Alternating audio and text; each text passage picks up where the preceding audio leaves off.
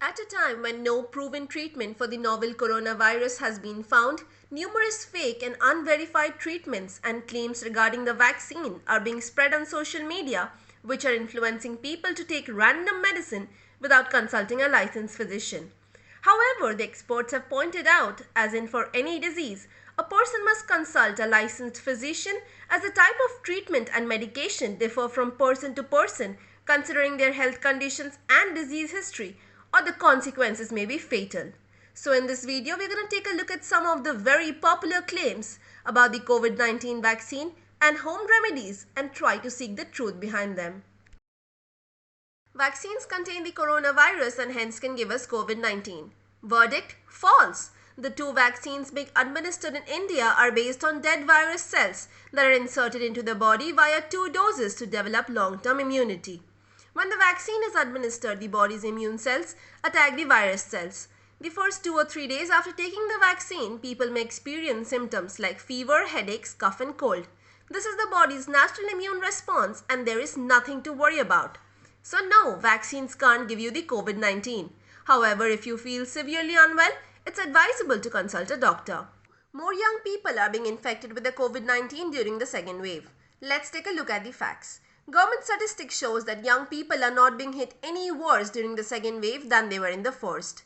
During the first wave, about 31% of the patients were aged below 30, said VK Paul, the chairman of India's COVID task force, at a press conference on April 19. During the second wave, the figures have increased only marginally to 32%. It is a similar situation when it comes to deaths. Last year, 20% of the deaths were of people aged 50 or younger. This time, it's 19%. Traditional remedies protect you from the infection. Since the pandemic began, a number of supposed treatments and preventative measures have surfaced in India, with some being promoted by officials and celebrities despite little evidence of their effectiveness. For example, in March last year, a Hindu group hosted a cow urine drinking party in Delhi, reportedly attended by 200 people. More recently, on May 1, tweeted photos of police officers inhaling steam in Mangalore went viral. The practice was a preventative measure that helped officers felt relaxed, one inspector told CNN. Let's take a fact check. There has been little evidence that the local remedies can treat or prevent COVID, and medical bodies have constantly refuted several of these practices, as shown on your screens. In response to one influential yoga guru's launch of a herbal concussion this February, claiming that it cured COVID and was certified by the World Health Organization, the WHO tweeted it had not reviewed or certified the effectiveness of any traditional medicine for the treatment of COVID 19. In fact, the WHO had previously said that there is no known cure for the COVID 19 as there isn't enough evidence to show that steam inhalation helps and can cause severe burns if not done correctly. As efforts are underway to find treatment for the COVID 19, caution must be taken against misinformation, especially those on social media, the WHO had said in a statement last year.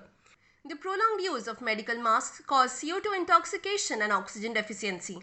The prolonged use of medical masks can be uncomfortable. However, it does not lead to CO2 intoxication nor oxygen deficiency.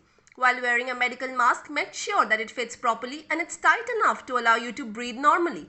Better vaccine or foreign vaccine rollout could have prevented the coronavirus outbreak. It is true that India's vaccination program has been riddled with problems from the outset, with a sluggish launch and now mass shortages across numerous states as the demand soared. However, India likely would have seen a similar increase in cases due to the phased nature of its vaccination program. Like most other countries, India vaccinated its most vulnerable citizens first, including the elderly and the frontline healthcare workers.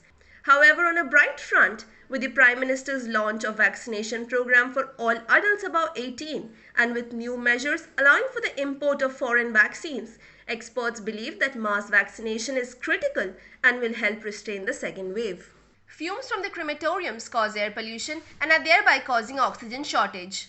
New Delhi alone is cremating more than 600 COVID victims a day, with funeral pyres burning non-stop through the night. That has caused some wonder whether the fumes are contributing to India's air pollution.